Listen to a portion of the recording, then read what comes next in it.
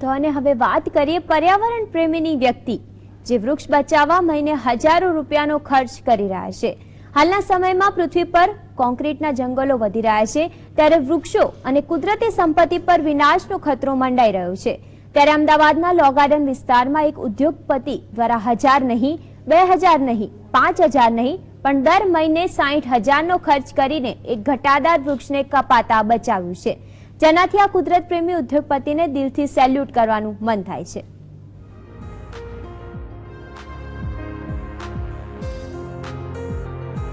અમદાવાદના હાટ સમાન લો ગાર્ડન વિસ્તારમાં એક એવું ઘટાદાર વૃક્ષ છે જેની કિંમત 60,000 આંકીએ તો નવાય નહીં.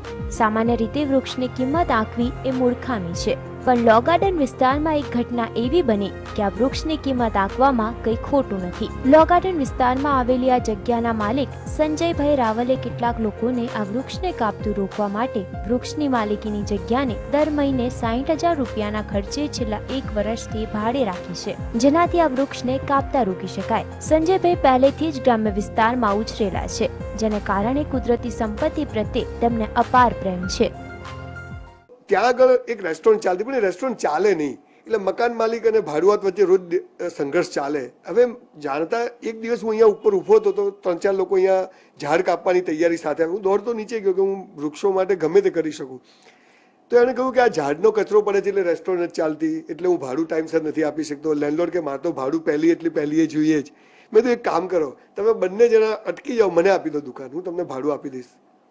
લેન્ડલોર્ડ કેવું કે કોર્પોરેશન ટેક્સ ને બધું કંઈક 60,000 રૂપિયા જેવું થતું હતું. મેં કીધું આપી દઈશ, મને ખબર નહીં હું શું કરીશ, કે મારો બુક સ્ટોર લોસમાં હું ચલાવું છું.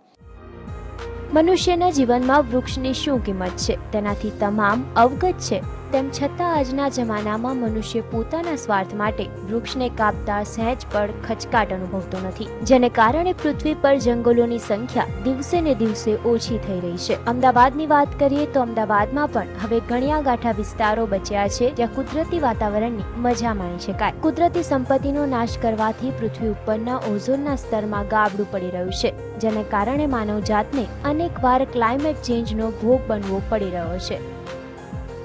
પણ હું એવું માનું છું કે માણસમાં જ્યાં સુધી મોરાલિટી નહીં આવે ને ત્યાં સુધી આ વૃક્ષો કાપવા ન કાપવા, પોલ્યુશન આનો અંત જ નથી. તમે જુઓ દિલ્હીમાં નાનકડો પ્રયત્ન કર્યો તો થોડો ફરક પડ્યો. એમ આપણે લોકો પણ કે ભાઈ એક ઝાડ કાપવું છે તો બીજા 5 ઝાડ વાવો પછી જ કાપો. એક ઇન્ડસ્ટ્રી ખોલવી છે તો એની કમ્પાઉન્ડ વોલની ચારે બાજુ પેન્ડોલા, ગુલમોર, ગરમાળો છે, આપણી બોગનવેલો છે. તમે જુઓ એકદમ દેશી ઝાડ છે ને પાણીની જરૂર નથી. આ કન્સેપ્ટ આપણી પાસે સમય નથી. જો આ કરી શકીએ ને તો હું માનું સ્કૂલોમાં, કબ્રસ્તાનમાં, જ્યાં ખુલ્લી જગ્યાઓ પડી છે ત્યાં જો વૃક્ષો ઉગાડીશું તો આવનારી પેઢી માટે સૌથી મોટી બક્ષિસ હશે આપણી.